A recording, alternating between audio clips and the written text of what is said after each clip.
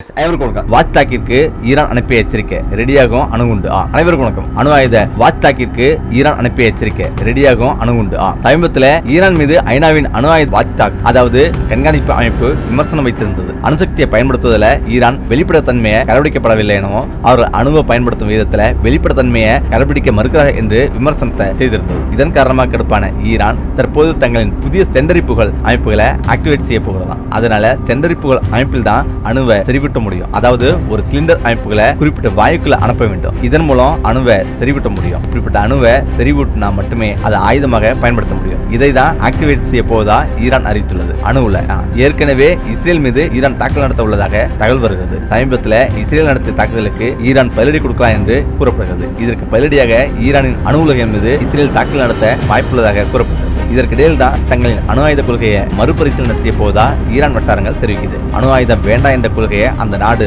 மறுபரிசீலனை செய்ய என்று அறிவித்துள்ளது. அமெரிக்கா உள்ளிட்ட உலக நாடுகள் தான் ஈரான் அணு ஆயுத ஒப்பந்தத்தை செய்துள்ளது. 2015 செய்யப்பட்ட இந்த ஒப்பந்தம் 2018 ட்ரம்ப் ஆட்சியில நீக்கப்பட்டது. ஈரான் அமெரிக்கா சொல்வதை கேட்கவில்லை எனவும் மற்ற ஆயுத சோதனைகளை செய்கிறது என்று கூறி ஒப்பந்தத்தை நீக்கியது. இதன் காரணமாக ஈரானுக்கு தற்போது அணு ஆயுதம் செய்ய வாய்ப்புகள் உள்ளது. இந்த ஒப்பந்தம் முடிந்த நிலையில தற்போது ஈரானிடம் உயர் ரக யுரேனியம், அதாவது 5.5 டன் வரை உள்ளது. முன்பு 200 கிலோமீட்டருமே பயன்படுத்த வேண்டும் என்றிருந்த ஒப்பந்தம் நீக்கப்பட்ட நிலையில அணு ஆயுதம் செய்ய தயாரான தரத்தில் இருக்கும் உயர் ரக யுரேனியம் 5.5 டன் வரை உள்ளது. ஈரான் இப்போது யுரேனியத்தை 60 முதல் 70% தூய்மைக்கு செறிவிட்டுள்ளது. மேலும் செறிவிட்டப்பட்டா அது அணு ஆயுதம் தயாரிக்க ஏதுவாகும். விரைவிலேயே இதனால ஈரான் அணு ஆயுத சோதனைகளை மேற்கொள்ளவும் முடியும். அவசரமாக தேவைப்பட்டா உடனே அந்த நாடு அணு ஆயுதம் தயாரிக்கவும் முடியும். ஆனா ஹிஸ்புல்லா இயக்கம் தற்போது சேதங்களை சந்தித்ததால அணு ஆயுத தயாரிப்பதற்கு சில வாரங்கள் ஏற்படலாம். கடந்த சில நாட்களுக்கு முன்பு கூட இஸ்ரேலுக்கு பயங்கரமான ஐடியா ஒன்று கொடுத்தார் அமெரிக்க அதிபர் டொனால்ட் ட்ரம்ப். அதன்படி ஈரான் நாட்டிடம் இருக்கும் அணு உலைகள் மீது இஸ்ரேல் தாக்குதல் நடத்த வேண்டும். அப்படி நடத்துங்கள், மற்றதை பற்றி கவலைப்பட வேண்டாம், பின்னர் நடக்க போவதை பிறகு பார்த்துக் கொள்ளலாம், முதல்ல அணு உலைகளை குறிவைங்க என்று ட்ரம்ப் ஐடியா கொடுத்துள்ளார். இப்படிப்பட்ட நிலையில் தான் ஈரான் தற்போது தங்களின் புதிய சென்ட்ரிபுகல் அமைப்புகளை ஆக்டிவேட் செய்ய போவதா அறிவித்துள்ளது. முக்கியமா இஸ்ரேலுக்கு வெளியே கால் வைத்தாலே நிதனையாக கைது. சர்வதேச நீதிமன்ற உத்தரவுல அடுத்து என்ன நடக்கும்? காசாவில் இஸ்ரேல் ஹமாஸ் இடையே வெடித்த போர் ஓராண்டுக்கு மேலாக தொடர்கிறது. இந்த சூழல தான் கடந்த வியாழக்கிழமை இஸ்ரேல் பிரதமர் நெதன்யாகுவுக்கு எதிராக சர்வதேச குற்றவியல் நீதிமன்றம் பிடிவாரண்ட் பிறப்பித்தது. இந்த உத்தரவை தொடர்ந்து நமக்கு மேஜர் கேள்வி எழும். அதாவது இஸ்ரேல் நாட்டை விட்டு வெளியே வந்தா நெதன்யாகு கைது செய்யப்படுவாரா என்பதுதான் அது. இதற்கான பதிலை நாம் பார்க்கலாம். கடந்த ஆண்டு இஸ்ரேல் ஹமாஸ் இடையே வெடித்த போர் ஓராண்டுக்கு மேலாக தொடர்ந்து வருகிறது. இந்த போரால பெரிதாக பாதிக்கப்பட்டுள்ளது மக்கள் தான். எனவே காசாவில் உள்ள அப்பாவி பொதுமக்கள் தான் இதில் பாதிக்கப்பட்டிருக்காங்க. இந்த போர்ல பல அப்பாவி மக்கள் பரிதாபமாக உயிரிழந்தனர். தங்கள் இருப்பிடங்களை விட்டு பல லட்சம் பேர் வெளியேறினர். இதற்கிடையே இந்த போர்ல மனித உரிமைகள் மீறப்பட்டதாகவும் போர்க்குற்றங்கள் நடந்ததாகவும் புகார்கள் இருந்தன. பிடிவாரண்ட் இது தொடர்பான வழக்கு சர்வதேச குற்றவியல் நீதிமன்றத்தில் நடந்தது. அந்த வழக்கில் தான் கடந்த வியாழக்கிழமை இஸ்ரேல் பிரதமர் நெதன்யாகுவுக்கு சர்வதேச குற்றவியல் நீதிமன்றம் பிடிவாரண்ட் பிறப்பித்தது. கொலை, துன்புறுத்தல் உள்ளிட்ட போர்க்குற்றங்களுக்காக பிடிவாரண்ட் பிறப்பித்துள்ளதாக கூறப்பட்டுள்ளது. அதேபோல இஸ்ரேல் முன்னாள் பாதுகாப்புத்துறை அமைச்சர் யோவ் கேலன், ஹமாஸ் தலைவர் முகமது தியாப் அல்-மஸ்ரி ஆகியோருக்கு எதிராகவும் பிடிவாரண்ட் பிறப்பிக்கப்பட்டது. சரி, இப்போது மேஜர் கேள்விக்கு வருவோம். இஸ்ரேல் நாட்டை விட்டு வெளியே வந்தா நெதன்யாகு கைது செய்யப்படுவாரா? இதற்கான பதிலை பார்க்கலாம். விதி என்ன? இந்த சர்வதேச நீதிமன்றம் என்பது 1998 போடப்பட்ட ரோம் உடன்படிக்கையின் கீழ் உருவாக்கப்பட்டது. இந்த உடன்படிக்கையின்படி உறுப்பு நாடுகள் சர்வதேச நீதிமன்றத்தின் உத்தரவை செயல்படுத்த வேண்டும். இதனால நெதன்யாகு எந்த ஒரு உறுப்பு நாட்டுக்கு வந்தாலும் அவரை காவலில் வைக்க நிர்பந்திக்கப்பட்டுள்ளது.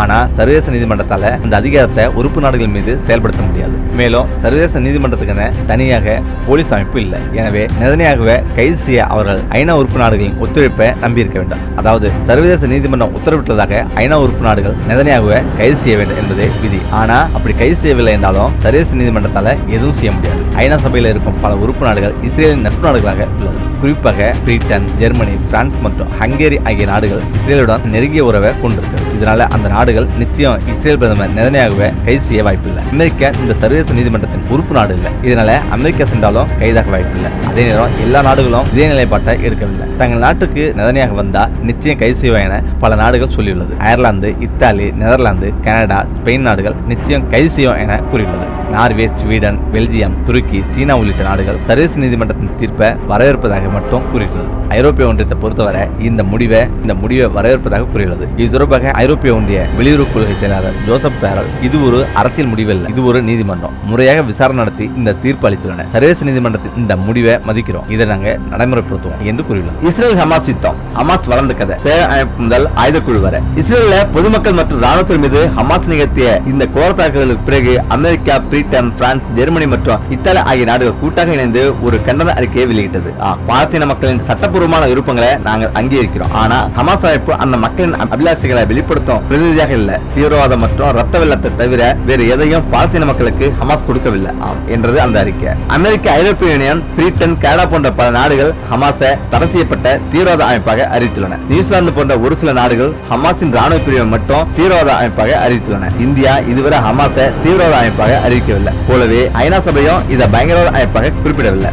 இஸ்ரேல் ஒரு நாடாக உருவெடுத்து பாலஸ்தீனர்களை பல பகுதிகளிலிருந்து அப்புறப்படுத்திய போது அகதிகளாக பல நாடுகளுக்கு அவர்கள் போனார்கள். அப்படி எகிப்து சென்ற அகதிகள் அங்கிருந்த முஸ்லிம் பிரதர்ஹுட் அமைப்பின் செயல்பாடுகளை கவனித்தனர். அதே போல ஒரு கிளையை பாலஸ்தீனர்களுக்காக நிறுவினர். 1967ஆம் ஆண்டு மேற்கரை மற்றும் காசாவை இஸ்ரேல் ஆக்கிரமித்தது. அதைத் தொடர்ந்து காசாவில் அல் முஜாமா அல் இஸ்லாமியா என்ற பெயர்ல 1973ஆம் ஆண்டு இந்த அமைப்பு ஆரம்பிக்கப்பட்டது. எகிப்தின் முஸ்லிம் பிரதர்ஹுட் அமைப்புடன் இதற்கு நெருக்கமான தொடர்பு இருந்தது. பிற்காலத்தில் எகிப்து அரசுக்கு எதிராக முஸ்லிம் பிரதர்ஹுட் கிளர்ச்சியில் ஈடுபட்டது. அப்போது இத்துடன் இருந்த தொடர்பை துண்டித்துக் கொண்டு ஹமாஸ் அமைப்பு எகிப்து அரசுடன் இணக்கமாக ஆனது தனிக்கதை. அல் முஜாமா அல் இஸ்லாமியா ஆரம்பத்தில் சேவை அமைப்பாகவே இருந்தது. பள்ளிகள் மற்றும் மருத்துவமனைகள் ஆரம்பித்து பாலஸ்தீன மக்களுக்கு உதவிகள் செய்தது. இது ஆரம்பித்தவர் ஷேக் அகமது யாசின் என்ற மதகுரு. இஸ்ரேல் உருவான பிறகு அல்ஜூரா பகுதியிலிருந்து அகதியாக காசாவுக்கு அடைக்கலம் தேடி வந்தவர் யாசின். கல்லூரி காலத்துல முதுகில் அடிபட்டு பாதிப்பு ஏற்பட்டதால காலம் முழுக்க வீல் சேர்ல முடங்கும் சூழலுக்கு ஆனவர். கண் பார்வையும் அவ்வளவாக தெரியாது. ஒரு இடத்திலிருந்து இன்னொரு இடத்துக்கு செல்லவோ, சாப்பிடவோ, படிக்கவோ என்று எல்லாவற்றுக்கும் அடுத்தவர்கள் உதவி தேவை. அப்படிப்பட்ட சூழலிலும் அவர் இளைஞர்களை வசீகரிக்க ஆற்றல் கொண்டவராக இருந்தார். கணிசமான பாலஸ்தீன இளைஞர்கள் அவர் பின்னால் இருந்தனர். அவர்கள் தான் அவரையும் பராமரித்தனர். அல் முஜாமா அல் இஸ்லாமியா அமைப்பின் சேவைகளையும் பார்த்துக் கொண்டனர். பாலஸ்தீனர்கள் வசிக்கும் பகுதியில 4 பேர் ஒன்று கூடினாலே உடனே கண்காணித்து அவர்கள் என்ன செய்கிறார்கள் என்று துப்பறி தொடங்கிவிடும் இஸ்ரேல் ராணுவமும் போலீஸும். அவர்கள் இந்த அமைப்பை ஒரு சேவை நிறுவனமாகவே ஆரம்பத்தில் பார்த்தார்கள். இந்த அமைப்பு பாலஸ்தீனர் மத்தியில செல்வாக்கு பெறுவது நல்லது என்றும் கருதினார்கள். அந்த நாட்களில் யாசர் அரபத் உருவாக்கிய பாலஸ்தீன விடுதலை இயக்கமும் அதன் அரசியல் பிரிவான பதா கட்சியும் உச்ச புகழில் இருந்தது. மதசார்பற்ற அமைப்பாக இரண்டையும் அரபத் நடத்தி வருவது தீவிர மத நம்பிக்கை கொண்டவர்களான